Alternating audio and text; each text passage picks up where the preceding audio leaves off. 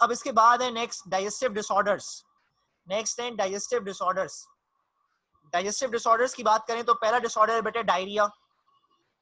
Diarrhoea में होता क्या है कि गैस्ट्रिक मोटिलिटी इंक्रीज हो जाती है, मतलब मसल्स जो हैं वो तेज से कांटेक्ट करने लगते हैं, जिसकी वजह से खाने को उतना टाइम नहीं मिलता कि वो सही तरह डाइजेस्ट हो सके, और अनडाइजेस्टेड फूड ही बॉडी से एक्सक्रीट आउट हो जाता है।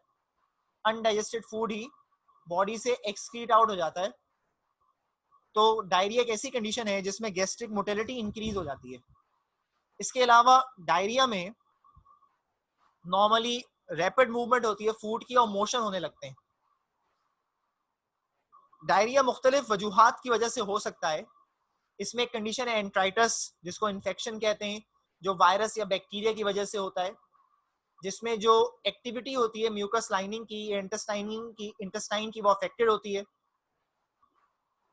कॉलेरा डायरिया की ही ऐसी कंडीशन है जो बैक्टीरिया की वजह से होती है, जिसमें इनर लाइनिंग जो इंटेस्टाइन की वो डैमेज हो जाती है, और वाटर और मिनरल जैसे बाइकार्बोनेट आइन, सोडियम आइन, ये रैपिडली डिस्चार्ज हो रहे होते हैं और एब्जॉर्ब नहीं हो पा रहे होते। अक्सर लोगों की डेथ भी हो जाती है कॉलेरा की वजह से। एक होता है साइकोजेनिक डायरिया। साइकोजेनिक डायरिया वो होता है जो कि नर्वस टेंशन की वजह से डेवलप होता है। अक्सर ऐसा होता है ना कि आपको पेपर होने वाले हैं तो आप कुछ खा लें तो आपको डाइजेस्ट ही नहीं हो रहा होता, या आप कोई ऐसी खबर सुन लें एक्साइटिंग, या आप जो है कोई अफसोस की खबर सुन लें तो एकदम से जो है मोशन होने लगते हैं या गैस्ट्रिक मोटिलिटी इंक्रीज हो जाती है, यानी कि without any cause of virus and bacteria जो डायरिया हो जाता है उसको साइकोजेनिक डायरिया कहते हैं। फिर नेक्स्ट है डाइसेंट्री।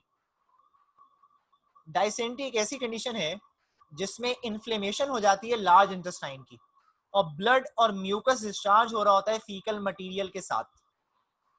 डाइसेंट्री इन्फेक्शन की वजह से भी हो सकता है, बैक्टीरिया की वजह से। बैक्टीरिया का नाम है एंटामीबा हिस्टोलाइटिका। इसमें भी इंटरनल लाइनिंग जो होती है लार्ज इंटेस्टाइन की वो डैमेज हो जाती है, जिसकी वजह से ब्लड और म्यूकस आने लगता है। और अगर प्रॉपर मेडिसिन ना लें, ट्रीटमेंट ना करें तो बेटे इसकी वजह से भी इंसान की डेथ हो सकती है, डाइसेंट्री की वजह से भी। फिर नेक्स्ट कंडीशन है कॉन्स्टिपेशन। कॉन्स्टिपेशन डायरिया का रिवर्स है। इसमें गैस्ट्रिक मोटिलिटी जो है, मतलब मसल्स के कॉन्ट्रेक्शन करने की जो स्पीड है वो इंतहाई स्लो हो जाती है। मसल बहुत ही स्लो स्लो कॉन्ट्रैक्ट करते हैं, तो बहुत ही देर से फूड मूव करता है। जो वेस्ट मटेरियल है वो भी बॉडी में काफी देर तक स्टोर हुआ रहता है, निकल नहीं रहा होता बॉडी से बाहर, तो एक्यूमुलेशन हो जाती है अनडाइजेस्टेड फूड मटेरियल की बॉडी में। ये एक हार्मफुल है, ये एक हार्मफुल कंडीशन है। ज्यादातर कॉन्स्टिपेशन डेवलप होती है उन लोगों के जो अपना वेस्ट मटेरियल इंटेंशनली निकलने से रोक रहे हो प्रोलॉन्ग टाइम तक। बार बार ऐसा करने से वक्त आता है कॉन्स्टिपेशन ही हो जाती है। या इसके अलावा वो लोग जिन लोगों को नर्वस टेंशन होती है ज्यादा, उन लोगों को कॉन्स्टिपेशन होने के चांसेस होते हैं। या वो लोग जो कि ऐसी डाइट ले रहे हैं जिसमें फाइबर नहीं है, उन लोगों को कॉन्स्टिपेशन लेटर ऑन स्टेजेस में डेवलप हो जाती है। तो कॉन्स्टिपेशन के तो ये कॉमन रीजन है जिसकी वजह से कॉन्स्टिपेशन डेवलप होती है। और वक्त पे खाना ना खाना, इसकी वजह से भी अक्सर कॉन्स्टिपेशन डेवलप हो जाती है। नेक्स्ट कंडीशन है पाइल, जिसको हीमोरॉइड्स भी कहते हैं और उर्दू में इसको बवासीर कहते हैं। ये जो पाइल एक ऐसी कंडीशन है जिसमें जो वेन्स होती हैं एनस रीजन के पास, मतलब एनस कहते हैं उस जगह को जहाँ से वेस्ट मटेरियल एक्सक्रीट होता है, ये वेन्स डायलेट हो जाती हैं। पाइल्स दो तरह के होते हैं, एक होते हैं इंटरनल, एक होते हैं एक्सटर्नल। अगर वेन्स अंडर द स्किन, बस just under the skin veins dilate हो जाएं तो ये एक्सटर्नल पाइल्स होते हैं, जो बाहर से नजर आ रही होती है वेन्स डायलेट हुई हुई। और एक होते हैं इंटरनल पाइल्स, जिसमें बॉडी के एनस के अंदर के जो मस्कुलर रीजन है वहां की जो वेन्स है वो अगर डायलेट हो जाए।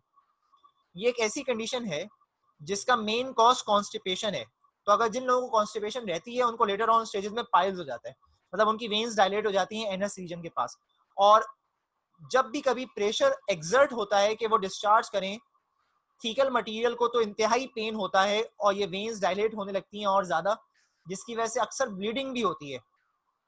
तो कॉन्स्टिपेशन को कंट्रोल करना चाहिए, हाइजेनिक एनवायरनमेंट, हाइजेनिक कंडीशन को मेंटेन करना चाहिए, हल्के खाने खाने चाहिए, लेग्जेटिव इस्तेमाल करने चाहिए, और फाइबर रिच डाइट खाएं आप, ताकि ये कंडीशन किसी को डेवलप ना हो। अक्सर ये देखा गया है कि जो कॉन्स्टिपेशन है या जो पाइल्स हैं इनमें लोगों के ऑपरेशन होते हैं और ऑपरेशन के बाद भी दोबारा से डेवलप हो जाते हैं क्योंकि वो लोग एहतियात नहीं कर रहे होते।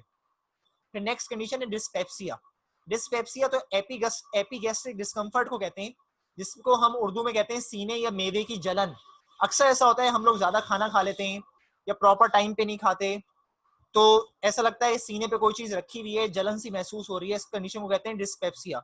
हार्ट बर्न या फ्लॉट्यूलेंस, मतलब एसिड का आना, नोजिया की फीलिंग होना, ऐसा लग रहा है उल्टी हो जाएगी, बाज दफा उल्टी भी हो जाती है, इस कंडीशन को डिस्पेप्सिया कहते हैं। ये एचसीएल के ज्यादा प्रोड्यूस होने की वजह से भी होता है बाज लोगों को जो है वो नर्वस टेंशन की वजह से भी डेवलप हो जाता है, और बाज लोगों को तो ज्यादातर मेजोरिटी में तो इम्प्रॉपर इनटेक ऑफ फूड की वजह से होता है। फिर नेक्स्ट कंडीशन है पेप्टिक अल्सर। बेटे अल्सर एक ऐसी बीमारी है जिसमें जो लाइनिंग है स्टमक की जो लाइनिंग है वो डैमेज हो जाती है। वैसे तो लाइनिंग कहीं की भी डैमेज हो सकती है, उसको अल्सर ही कहेंगे। ड्यूडेनम की भी हो सकती है, स्टमक की भी हो सकती है। स्टमक की होगी तो गैस्ट्रिक अल्सर, और ड्यूडेनम की होगी तो ड्यूडेनल अल्सर। ड्यूडेनल अल्सर वैसे ज्यादा खतरनाक है क्योंकि ड्यूडेनल अल्सर के अंदर जो म्यूकस है वो इतना प्रोड्यूस नहीं हो रहा होता, यहाँ पे न्यूट्रलाइजेशन इतनी नहीं हो रही होती, तो it can easily convert into duodenal cancer. अच्छा, अल्सर अगर किसी को है तो जो भी HCl प्रोड्यूस हो रहा है स्टमक में, वो बेटे स्टमक की स्किन के साथ आके टच होगा जो पहले से ही डैमेज हुई है, जिसकी वजह से और सीवियर पेन होगा। तो वुंड्स, छाले पड़ जाते हैं स्टमक के अंदर HCl के बार बार हिट करने की वजह से।